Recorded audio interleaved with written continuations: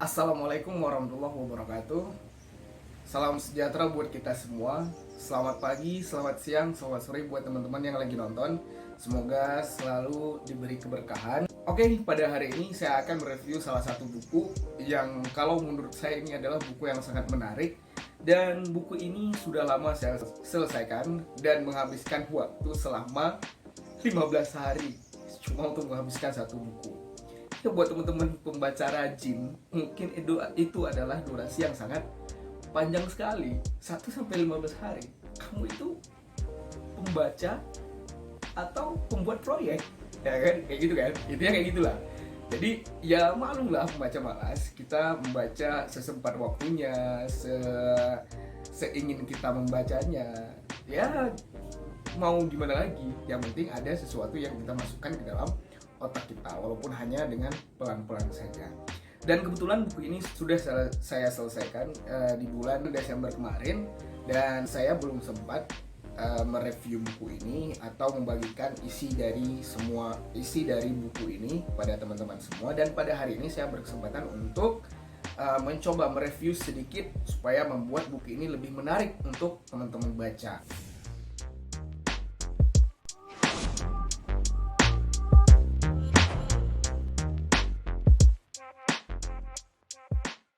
Oke, langsung aja. Ini dia bukunya. Oke. Yoi, kelihatan? Ya, intinya ini. Judulnya adalah The Power of Language, ya. Oke, ini sangat menarik. Ini adalah buku dari Korea dan penulisnya ini adalah seseorang yang berasal dari jurusan filsafat dan bahasa Korea, jurusan filsafat dan bahasa Korea. Dan kebetulan si penulis ini adalah seorang ahli dalam bidang humaniora. Ya. Dan mari kita perkenalkan, nama dia adalah Shin Do-hyun. Ya. Shin Do-hyun.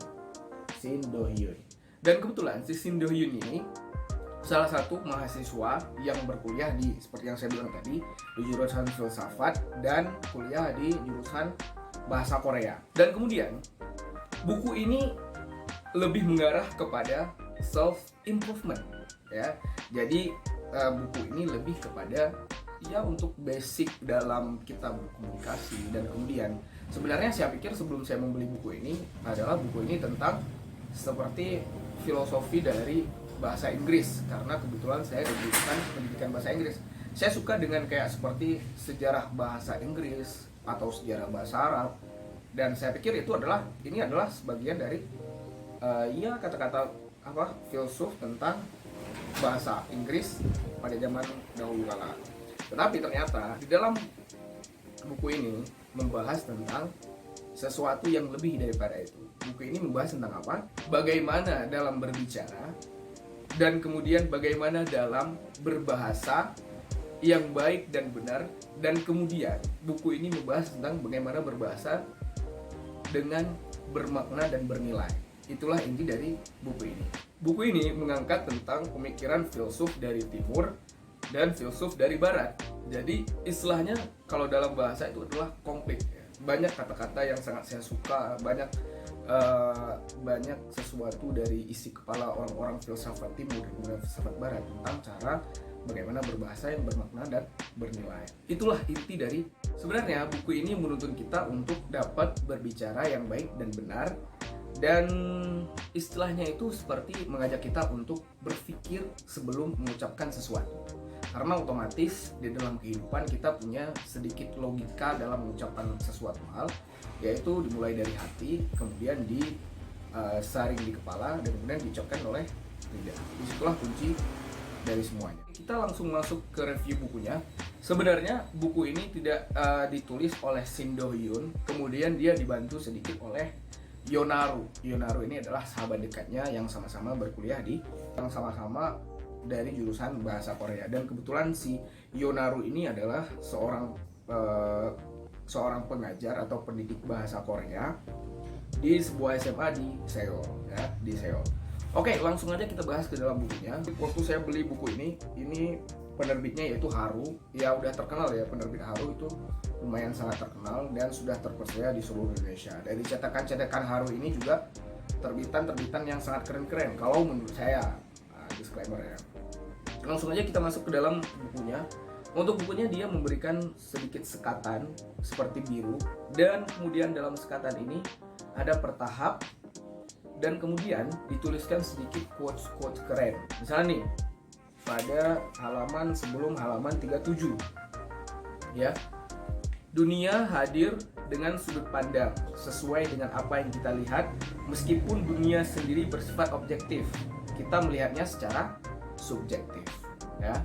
Nah itulah, cobalah kalian nalar sendiri apa hasil dari kata-kata yang telah saya baca tadi. Kemudian yang paling menarik dari buku ini adalah memang banyak filsuf-filsuf barat dan timur mencurahkan isi kepalanya. Itu bagi saya yang sangat menarik. Itu adalah suatu hal yang sangat langka bagi saya, karena kita harus mendeteksi banyak buku untuk mendapatkan satu referensi, tetapi dalam buku ini banyak sekali referensi yang sudah dicantumkan oleh si Shin Do-hyun ini. Nah, itu ya, itu paling penting. Dan kemudian dia untuk tulisannya menggunakan Times New Roman, sangat menarik, sangat enak buat dibaca. Kemudian dia juga ada quotes-quotes yang sangat penting, kemudian di bold oleh si penerjemah atau si penulis, di bold. Hidup kita tidak berpusat pada orang lain, melainkan diri sendiri. Quotesnya keren kan? Jarang diterapkan oleh orang-orang kita, tapi intinya quotesnya keren. Ya, inti dari buku ini adalah bagaimana berbahasa dan kemudian bagaimana cara berbicara yang bermakna dan bernilai. Itu sudah saya sampaikan di awal video tadi, mohon maaf.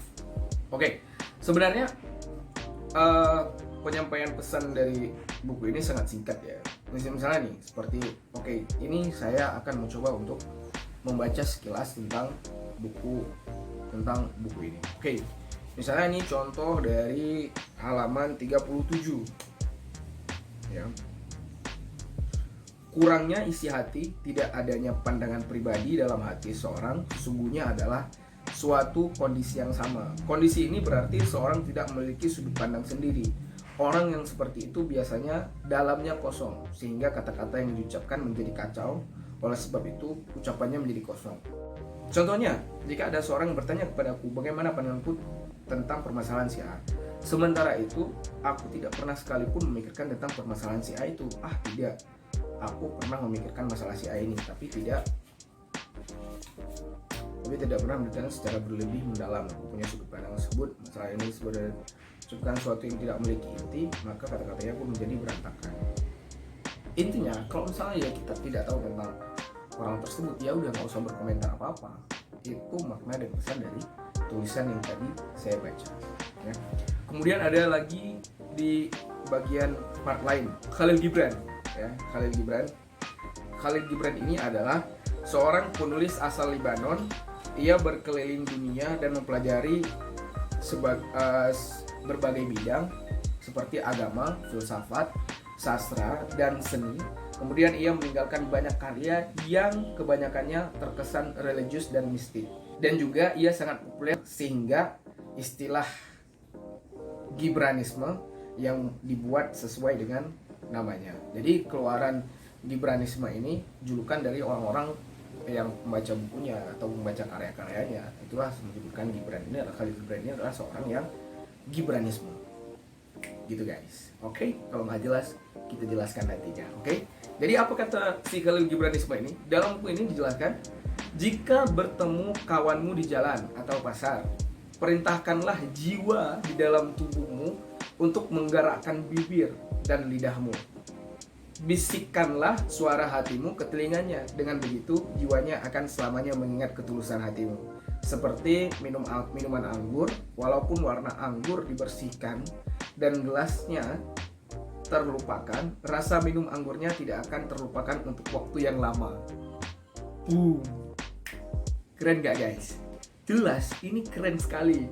Jadi seperti menyuruh orang, istilahnya kita disuruh untuk menyapa seseorang, tetapi di dalam kata-kata si Khalil Gibran ini, perintahkanlah jiwa di dalam tubuhmu untuk menggerakkan bibir dan lidahmu. Ini keren sumpah. Jadi buat anak-anak sastra, baik kalian sastra Arab, sastra Indonesia, sastra Korea, sastra Inggris, ini kayaknya cocok nih buat kalian baca. Ya buat semua kalangan lah. Ini sangat keren punya. Banyak kata-kata yang bisa menjadi quotes, banyak kata-kata yang bisa menjadi pelajaran dalam kehidupan kita. Oke, mungkin itu aja buat hari ini. Gue gak bakalan spoiler semuanya, soalnya ini adalah sangat istimewa. Kalian harus beli buku ini dari penerbit Haru. Itu aja, Haru Semesta Persada. Ya, thanks. That's all for today. Terima kasih buat teman-teman yang udah nonton. Semoga channel gue berkembang dengan sangat pesat ya, supaya bisa membagikan sedikit lah buat ilmu-ilmu yang sudah gue dapat. Ya bukan ilmu sih sebenarnya, cuma sharing dan membagi sesuatu yang mungkin bisa dan dapat kalian lakukan, yaitu membaca. Yaitu membaca tidak harus membaca 24 jam baca terus enggak. Tapi kita ya seperti channel kita inilah, channel kita tercinta, pembaca malas. Jadi menyelesaikan salah satu buku aja sampai berbulan-bulan tidak masalah. Yang penting satu buku kita selesaikan. Mungkin itu aja pada hari ini. Thanks untuk semuanya. Wabillahi taufiq wal hidayah. Wassalamualaikum warahmatullahi wabarakatuh. Stay classic.